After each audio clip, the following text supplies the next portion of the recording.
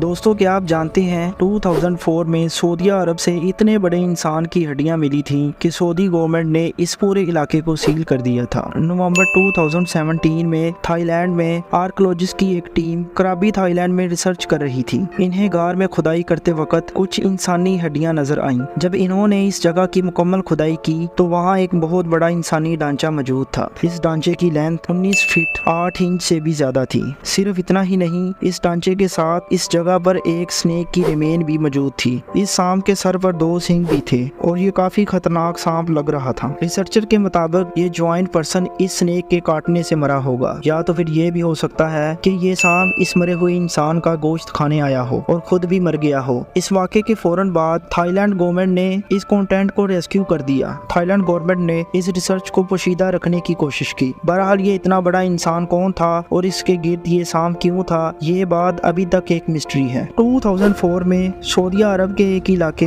रब्बुल खलील में ऑयल की खोज के लिए खुदाई की जा रही थी। ये जगह एक सहरा पर मुश्तमिल थी। अभी खुदाई का काम चल ही रहा था कि वहाँ पर मौजूद वर्कर को जमीन के अंदर एक ज्वाइंट ह्यूमन का ढांचा नजर आया। ये ढांचा साइज में इतना बड़ा था कि इसके सामने वो वर्कर कीड़े मकोड़े लग रहे थे। सऊदी गवर्नमेंट को जैसे ही इस जगह का पता चला, इन्होंने फौरन इस जगह को सील कर दिया। सिर्फ इतना ही नहीं, बल्कि इन्होंने वहाँ पर किसी किस्म की रिसर्च और फोटोग्राफी पर भी पाबंदी लगा दी। असल में ये ढांचा कौमे आद से तल्लक रखने वाले एक शख्स का था। इस कौम का जिक्र कुरान पाक में भी मौजूद है। अल्लाह पाक का फरमान है कि हमने आज तक इससे बड़े कद के लोग नहीं बनाए थे जितने कौमे आद के बनाए थे, और अल्लाह ताला ने इस कौम को बहुत ताकत भी बख्शी थी। लेकिन इन लोगों ने अल्लाह का शुक्र करने की बजाय तकब्बर और यहाँ तक शिरक भी करना शुरू कर दिया था। अल्लाह ताला ने हजरत ऊद अलैहिस्सलाम को इन्हें हदायत देने के लिए भेजा था, लेकिन इन्होंने हजरत ऊद अलैहिस्सलाम की कोई बात ना सुनी। आखिरकार इन पर अल्लाह का अजाब नाज़िल हुआ और ये कौम बर्बाद हो गई। रब्बुल खलील में दरियाफ्त किया गया ये ढांचा कौमे आद का था, और क्योंकि ये जगह इस्लामी हिस्ट्री से रिलेटेड थी, इसलिए इस जगह को फौरन सील कर दिया गया।